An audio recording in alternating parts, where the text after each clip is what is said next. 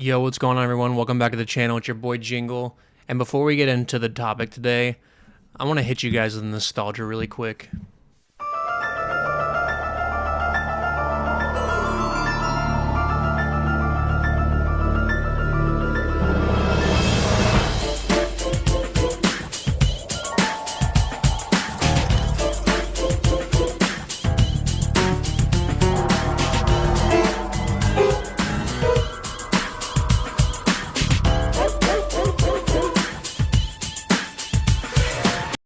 If that doesn't give it away, we're going to be talking about a Goosebumps figure that I have in my collection today. Goosebumps is one of the shows that got me into horror at a young age. I absolutely loved watching Goosebumps and reading Goosebumps when I was a kid. I used to go to our local library and just constantly rent the VHS tapes back then.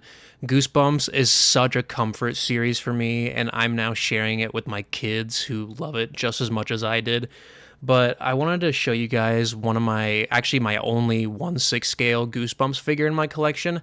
I have another really awesome Goosebumps piece that you can see towards the ground below me. That's my absolute favorite piece of my collection that maybe I'll do a video on someday.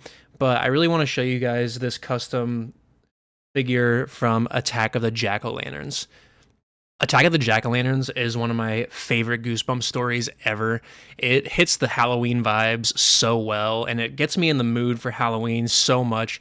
Even just talking about it now, I'm longing for October to be here already. It is way too cold where I'm at right now, and I just can't wait for those fall vibes to just bust out the hoodie weather and the jeans and just take my kids trick-or-treating on like the busy streets with candy and all kinds of decorations up everywhere. It's getting me super excited even just thinking about that now.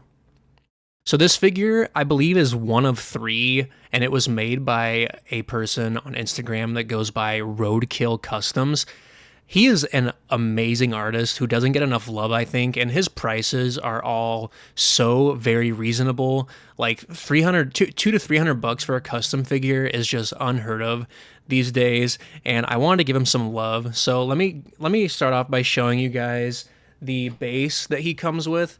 So you get this base that perfectly replicates the street that they're all trick-or-treating on in the Goosebumps episode. Now, I will say this figure is based on the look of the episode and not the book, but there is some pretty cool nods to the book in displaying this guy. But you got that base with like the leaves all crushed on it, and it's kind of like a wet ground, but it's really, really awesome. And then he also even threw in like these mini Attack of the Jack-O-Lantern books, which I think is an awesome touch. There's two of them.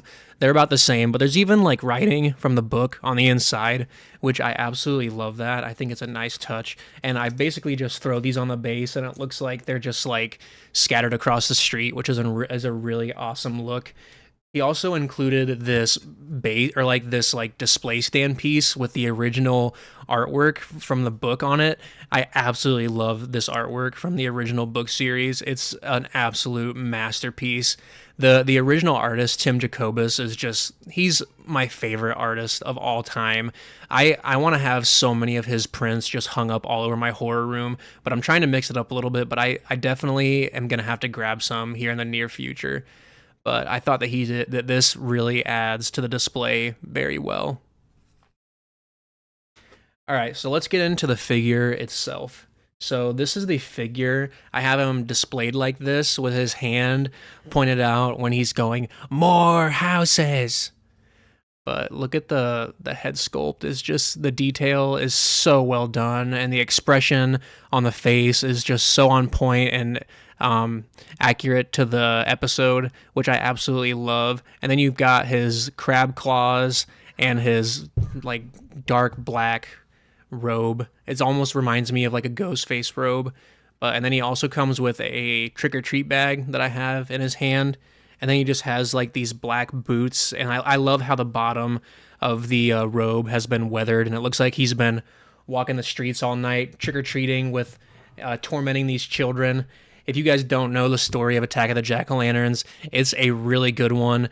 It basically is these jack-o'-lanterns are forcing these kids to just trick-or-treat this block of houses endlessly, and there's a lot of creepy and unsettling stuff that happens in that episode. For a kids series, it really freaks me out.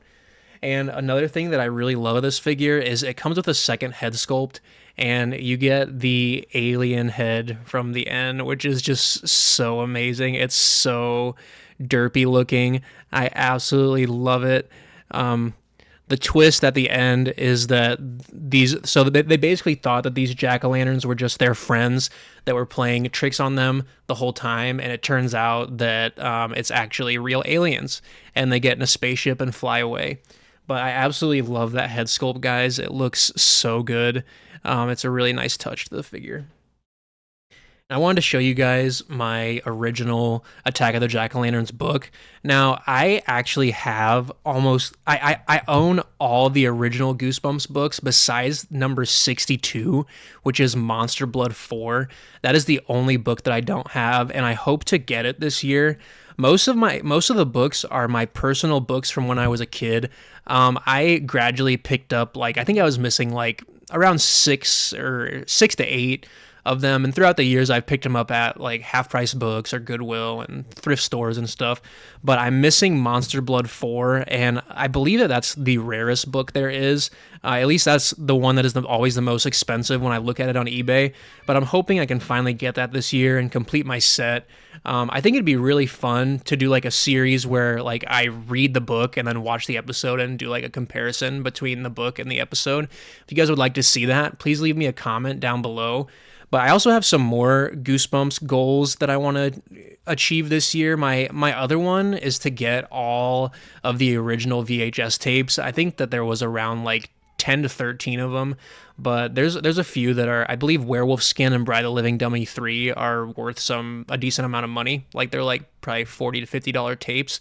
But I want to try to complete the original run of Goosebumps VHS and the book series. So if you guys could please like and share this video and subscribe to my channel, I would absolutely love it. I have a lot more horror content coming and Goosebumps content if that interests you guys at all. But that is all I got for you guys today. I just wanted to show you my Attack of the Jack-O'-Lanterns figure. And if you get a chance and have an Instagram, go give RoadKill Customs a follow. He does amazing work. That's all I got for you. Peace.